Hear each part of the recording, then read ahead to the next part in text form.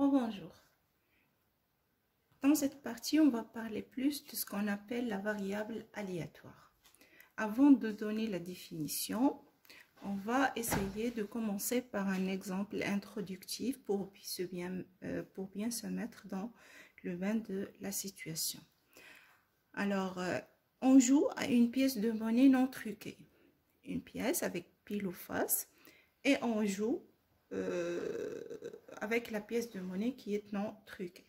Alors, si on veut décortiquer les informations qui sont cachées dans cette phrase, on joue à une pièce, ça donne un aspect aléatoire, ça veut dire qu'on est avec une expérience aléatoire. Et comme ce qu'on avait déjà dit dans le cours, lorsqu'on parle d'une expérience aléatoire, il faut obligatoirement donner l'ensemble fondamental. D'accord ? Après, ils ont dit que la pièce, elle est non truquée. Alors, qu'est-ce qu'ils donnent ou bien qu'est-ce qu'ils cachent cette phrase? Il cache le fait qu'on est dans un cas d'équiprobabilité. Ça veut dire la pièce n'est pas truquée et donc lorsque je lance, la probabilité d'avoir face, c'est la même que d'avoir pile. Mais ce qu'on va rajouter maintenant, c'est une règle de jeu.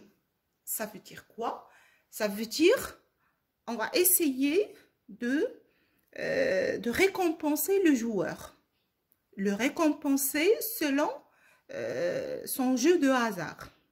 Dans le sens où, si il obtient pile, il va gagner 100 dirhams. Mais si il obtient face, il va perdre plutôt 50 dirhams.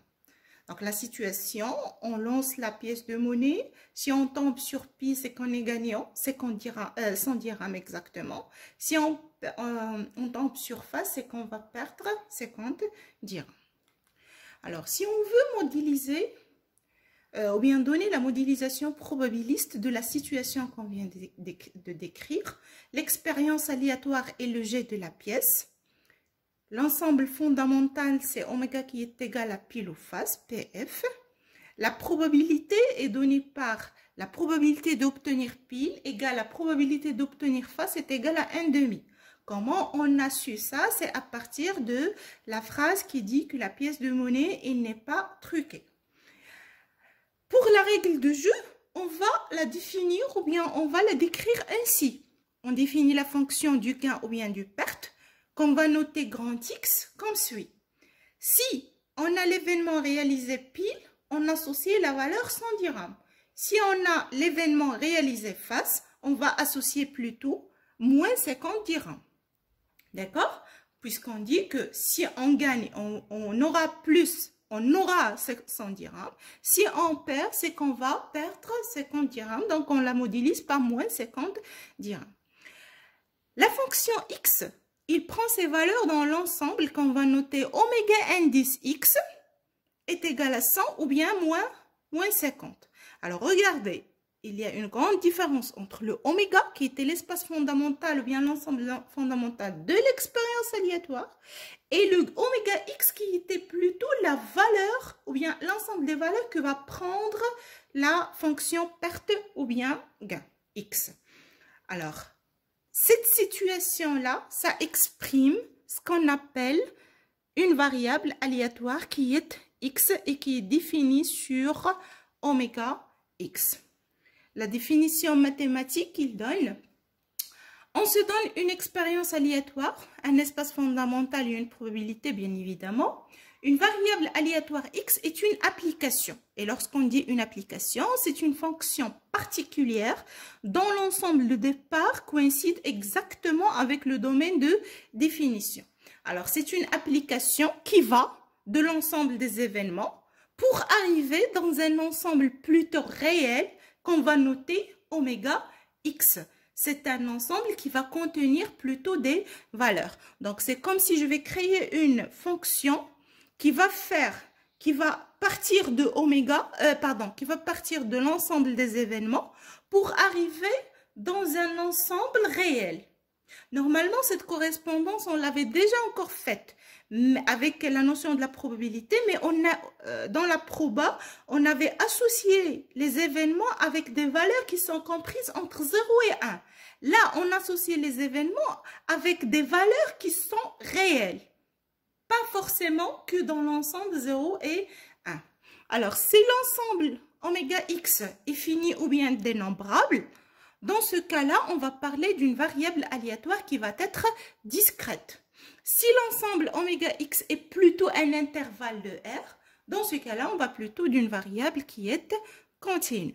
Et on verra par la suite, selon la nature de la variable, est-ce qu'elle est discrète ou bien elle est continue, on aura des choses à développer. Alors, toujours en parlant des types de variables aléatoires, une variable aléatoire est discrète lorsque les valeurs réelles qu'elle est susceptible de prendre sont en nombre fini ou bien dénombrable. Autrement dit, lorsque le oméga x est un ensemble fini ou bien dénombrable. Un exemple facile, c'est le nombre de véhicules passant à un carrefour dans une journée. Supposons qu'on va placer caméra sur un carrefour, un rond-point, d'accord? Et qu'est-ce qu'on va faire? On va compter le nombre des voitures qui vont passer par ce carrefour-là. Question, est-ce qu'on a éventuellement une idée sur combien? Non, on ne sait pas, donc on est vraiment dans une expérience aléatoire et on va plutôt, normalement l'ensemble des événements ou bien l'espace fondamental, ça va être les véhicules qui vont passer. Et après, sur ces véhicules-là, on va définir la variable aléatoire qui est le nombre des véhicules. Alors, une variable aléatoire est dite plutôt continue lorsque l'ensemble des valeurs, c'est plutôt un intervalle. Comme par exemple, quel est l'intervalle de temps entre deux passages de train? D'accord? Alors, la notion de la variable aléatoire, il n'est définie que lorsqu'on parle de sa loi de probabilité. D'accord? Donc, ça veut dire dorénavant, chaque fois qu'on parle d'une variable aléatoire, il faut automatiquement donner sa loi de probabilité. Ça fera l'objectif de la capsule suivante.